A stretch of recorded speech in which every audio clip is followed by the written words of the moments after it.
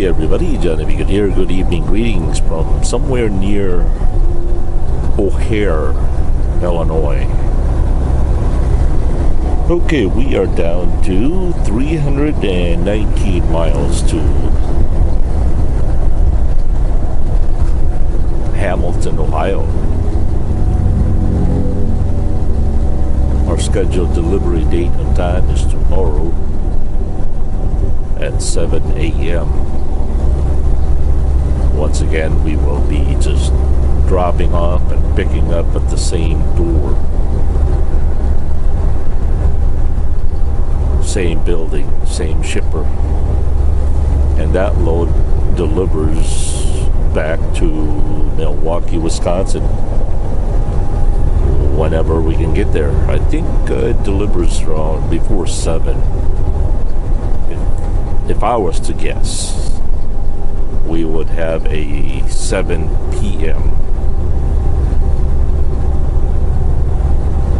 pickup in Milwaukee at the same building where we will be delivering the Hamilton load. Not sure, but my boss told me that we are delivering to Milwaukee, so. But as they say in trucking, everything is subject to change without prior notice. It only takes a small little monkey wrench to change everything, right? Okay, as far as the load scale is concerned, oh, what a wonderful tool this is. It's got 11 different light settings, different colors, different brightness, and my boss has told me how to calibrate it. But he wants me to calibrate it when we are really heavily loaded. I mean, 34,000 at least on the drives to get a very more accurate reading. But I like it. I'll show you guys a video of that a little later. For now, sit back, relax, and enjoy. Wait, that's a WEL truck.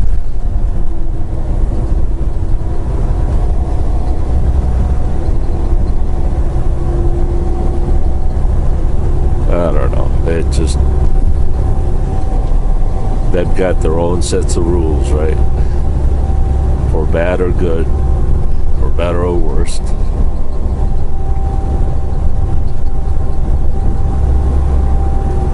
All I can say is right now I am enjoying ADL transport.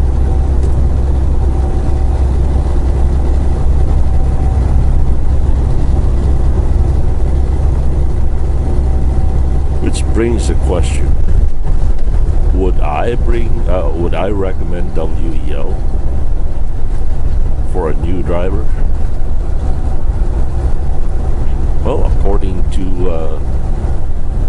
according to Marvin, who started as a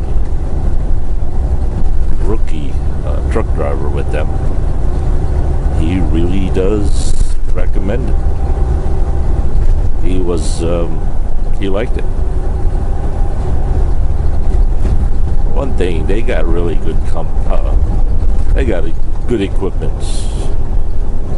T680s, Peterbilts, whatever all those models are, those are really nice.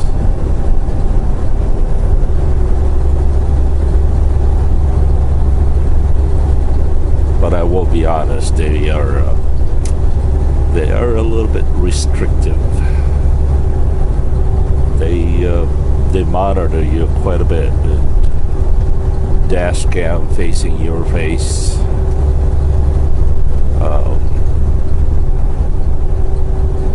lane depart. What else? If you go over a certain speed,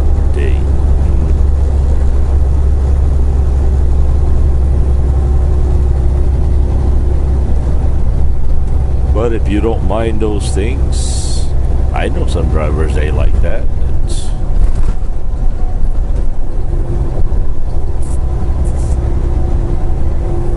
I saw another video the other day, or I think it was last night or the night before.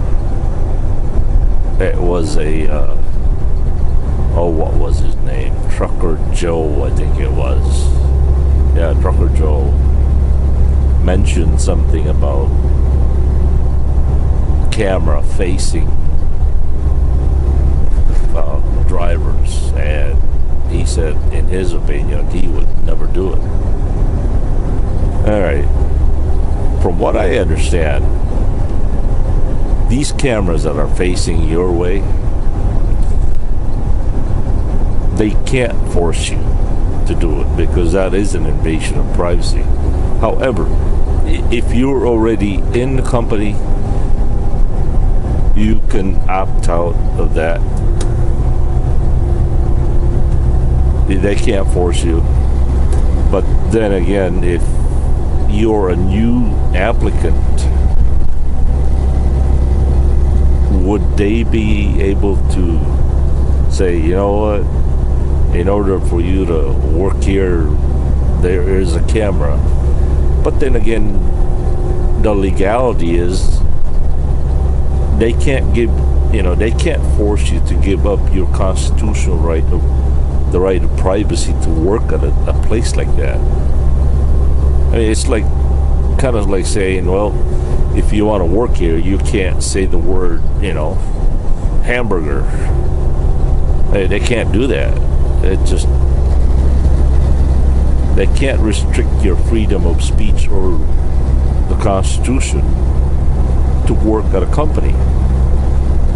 But I'm sure they'll get around to it somehow, one way or the other. Now, as far as, the legality, I don't really know. I'm not a lawyer. But I can tell you this.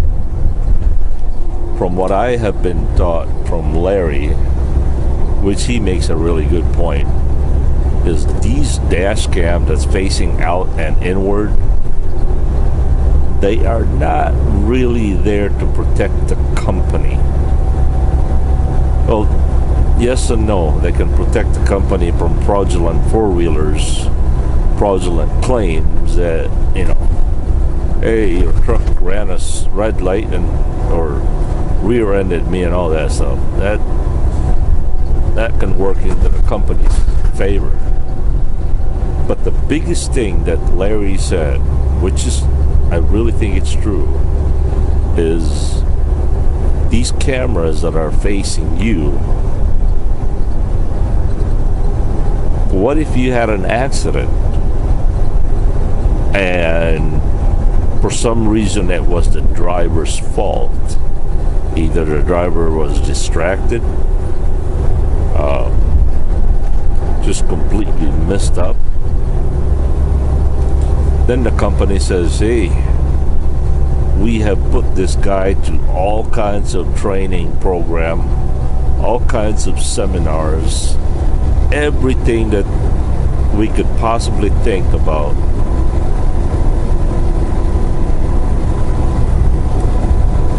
Not to do in a truck while driving, and yet he still does it. How are we liable? So basically that puts the blame from the company to the driver. For example, let's just say if a truck driver had an accident and ran into a four-wheeler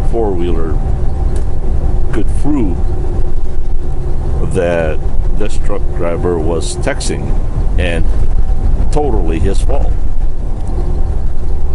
From what I understand is that four-wheeler cannot sue the company because the company did everything they can to tell the driver, you can't text, watch videos, watch seminars, do all this quarterly associate meetings and all that stuff. So he said what's going to end up happening is the four-wheeler can actually sue the driver directly.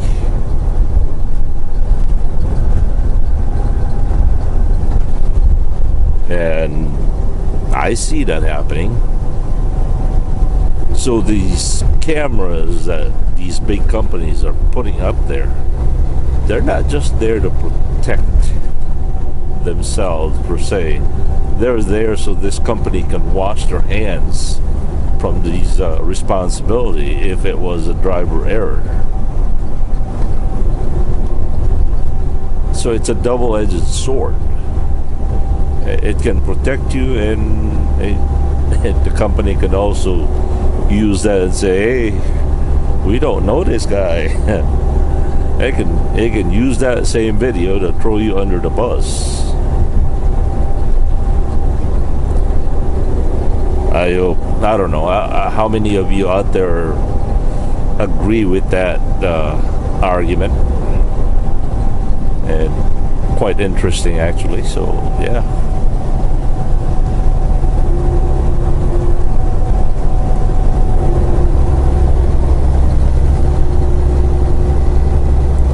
The most common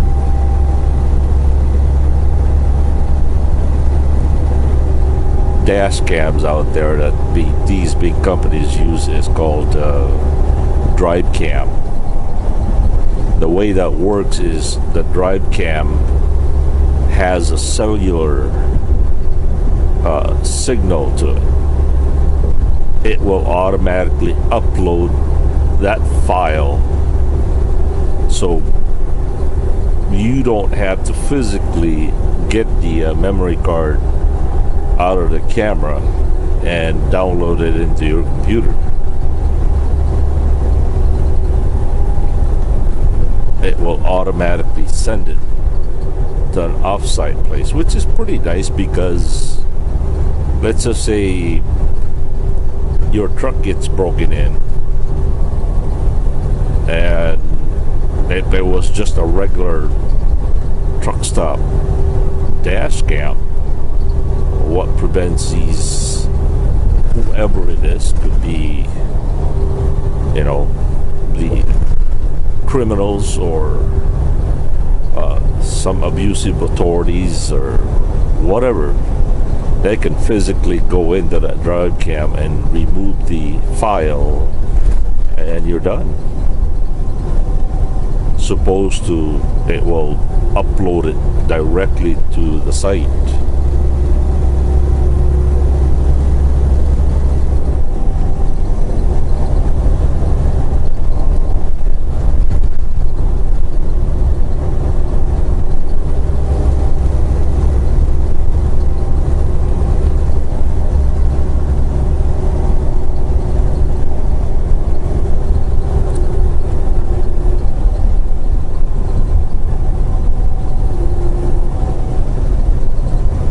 So I think one of the good ideas for drivers to do is incorporate. Now I don't know if a company driver can incorporate himself. That way he can separate himself from his personal properties and, you know, the house, cars, and protect the family that way. Now I know some of these owner operators, they can do it. They can incorporate. That way whatever happens, you know, if you get sued, they can't touch your house or your personal belongings.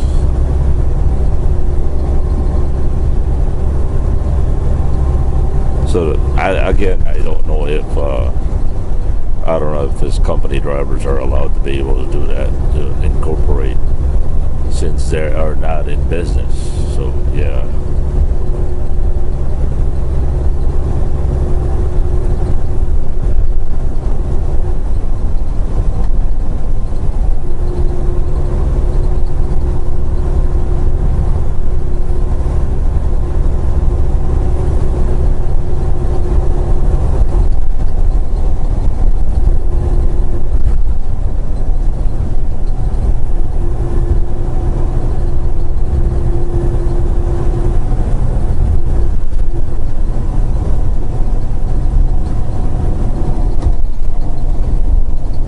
Well, once again, we have reached our time limit of 15 to 16 minutes.